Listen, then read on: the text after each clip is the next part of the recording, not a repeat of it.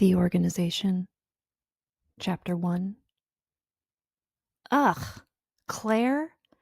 She comes off as really sweet and charming, but at the end of the day, she's just another dumb twat. Amy whines into the phone. I can hear the hurt in her voice. By now, I'd gone on 3 dates with Claire and was just starting to conduct my reference checks. So far, it isn't looking good for her, which is disappointing because I really do like her. She made us mushroom risotto on our second date and is good with her mouth and fingers. Her tongue feels like hot, wet fruit. Maybe she's a heartbreaker. It's hard to tell with these things, which is why I focus on how the reference sounds more than the words they say. A woman's tone of voice is more telling than any ugly word or name. I see. What about in the bedroom? I ask matter-of-factly, though I already know she's dynamite in bed.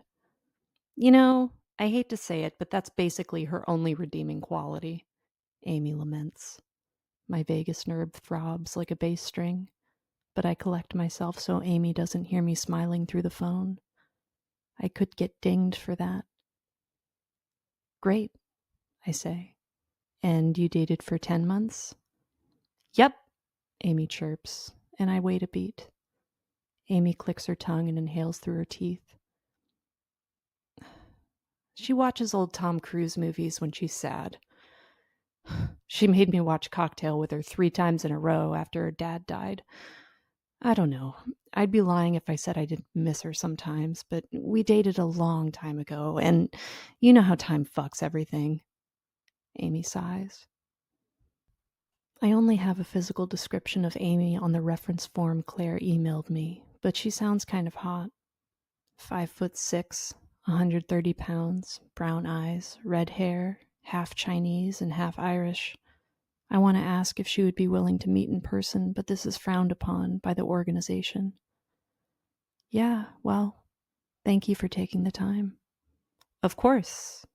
It was really nice talking to you. I mean, I'd wish you luck with Claire, but I have to admit, you seem too good for her. Amy laughs. I like that she's flirting with me. I imagine kissing her eyelids and running my hand up her thigh, then hear a clicking noise and an echo. The call is being recorded. I thank Amy and hang up the phone abruptly. Leaning forward in my chair, I uncross my legs and look over the scribbled notes I took with an extra inky black pen shaped like a cactus. My favorite.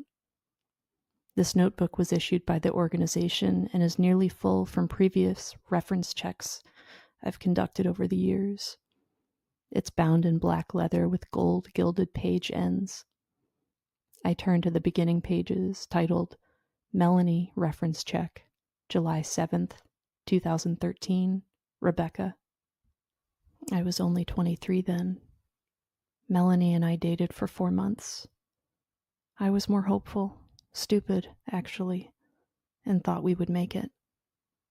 2 weeks into our relationship, I was ring shopping online.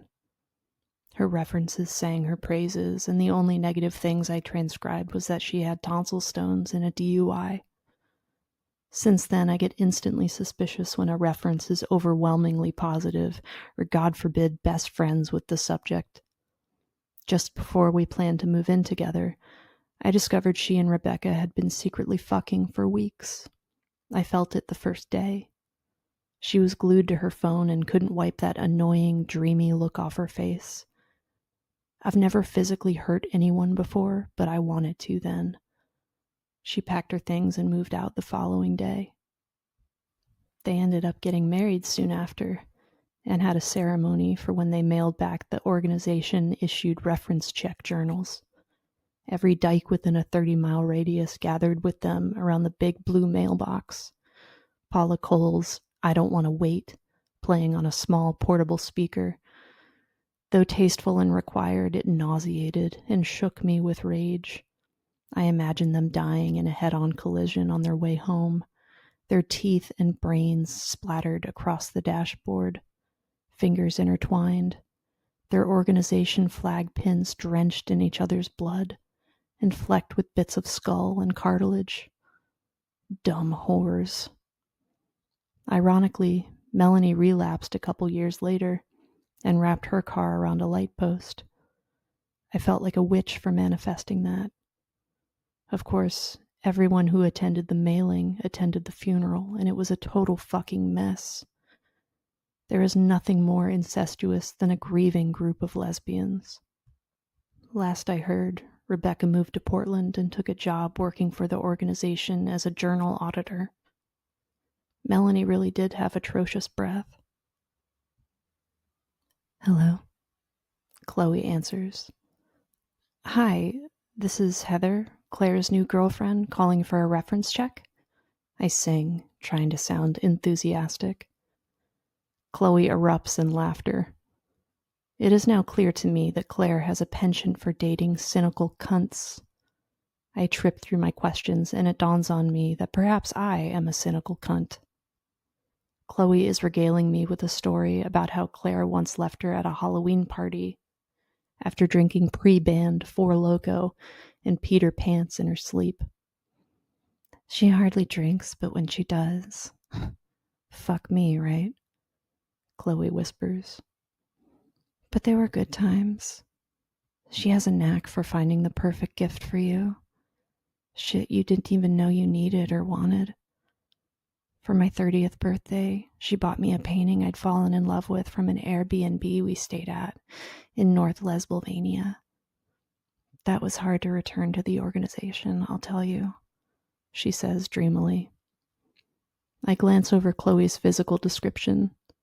5'7", 120 pounds, blue eyes, black hair, Scandinavian.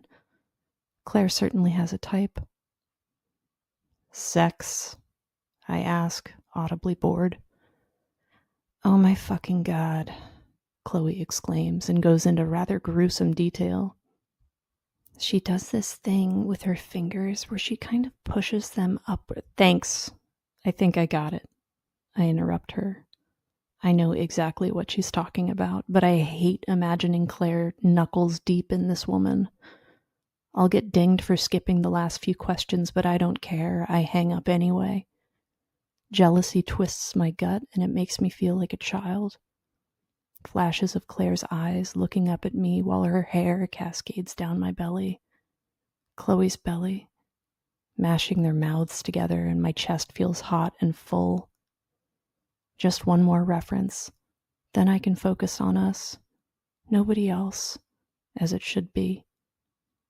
I'm not usually like this, but I miss her fingers, her voice, both so beautiful and deep. I draw a long breath and hold it for 5 seconds, exhale, and scan Claire's file for the third reference, Kelly. The line rings several times and goes to voicemail. I try again. Hello, a man's voice answers.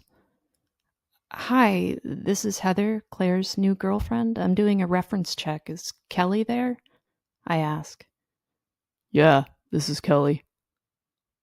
Hello? He says, mildly annoyed. Oh, sorry. I thought you'd be a good... It's Irish. Is this in reference to Claire? He asks. I can hear him gritting his teeth through the phone, and I'm caught off guard. I knew Claire had dated men, but never in a million years did I imagine calling one as a reference, particularly since he was a controlling prick, and she could only ever will herself to fuck him when she was drunk. Her words. I've slept with my share of men, and never got much the appeal side, or the normalcy of it.